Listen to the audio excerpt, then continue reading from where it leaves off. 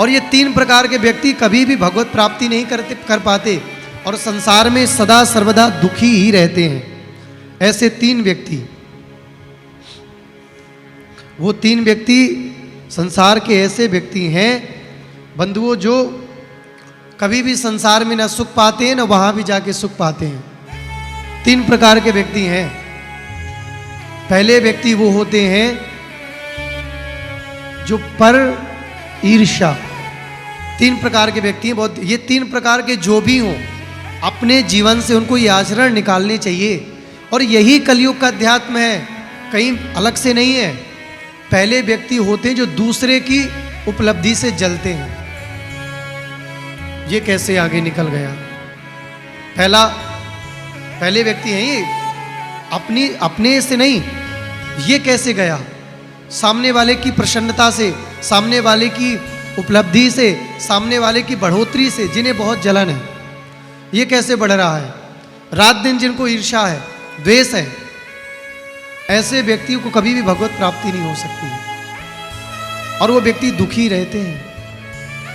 इसलिए कभी भी किसी से जलन मत करो।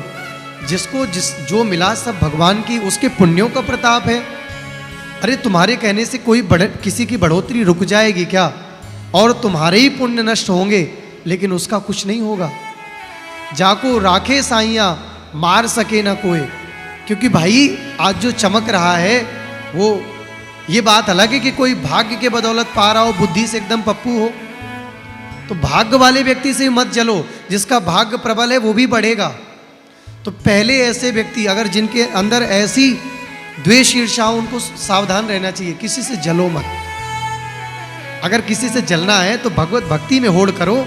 आज ये इतनी भक्ति करता, मैं इससे ज्यादा करूंगा। ये इतनी गुरु निष्ठा करता, मैं इससे ज्यादा गुरु निष्ठा रखूंगा। ये इतना सत्संग करता, मैं इससे बड़ा सत्संगी बनूंगा। जलन मत करो। दूसरे वो जो सारा श्रेय खुद ही को देते हैं, खुद ही समझते हैं मैंने किया, मेरे कारण हुआ, अरे हम नहीं जाते तो कैसे होता, हमने ही तो करवाया, हमारा ही तो जुगाड़ चला, अरे हम नहीं जाते तो ये काम हो ही नहीं पाता, सब हमारी वजह से हो रहा है। ऐसे व्यक्ति जो सारा श्रेय खुद को दे देते हैं, मैंने किया, मेरे से हुआ, मैं नहीं जाता तो नहीं होता, ये श्रेय स्वयं में मत लो।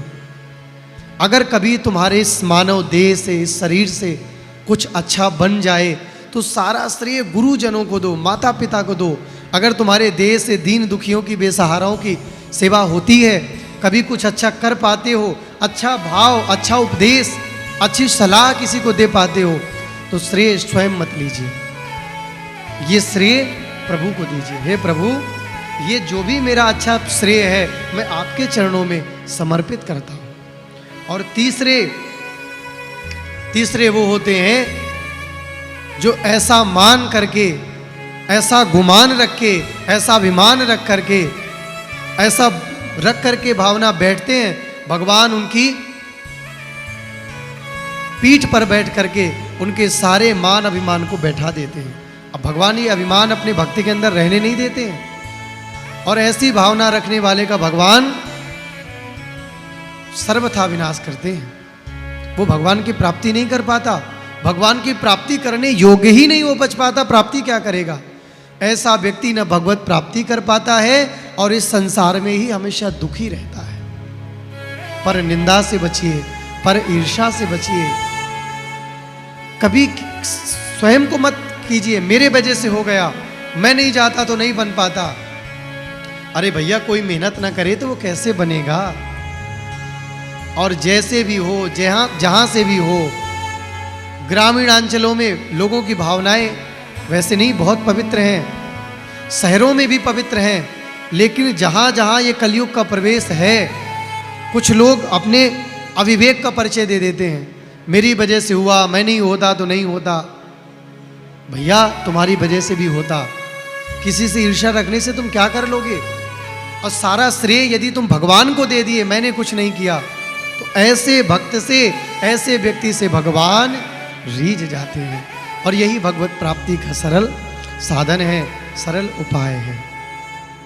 इसलिए बहुत सावधानी से कलिकाल में रह करके कलयुग के विषय को, कलयुग की भगवान की कलयुग में भक्ति को बहुत सावधानी से और ये मान करके करना चाहिए कि मानव शरीर किराए का कमरा है, कभी भी इस किराए के कमरे को खाली करना पड़ सकता है। प्रेम से कहिए राधे राधे।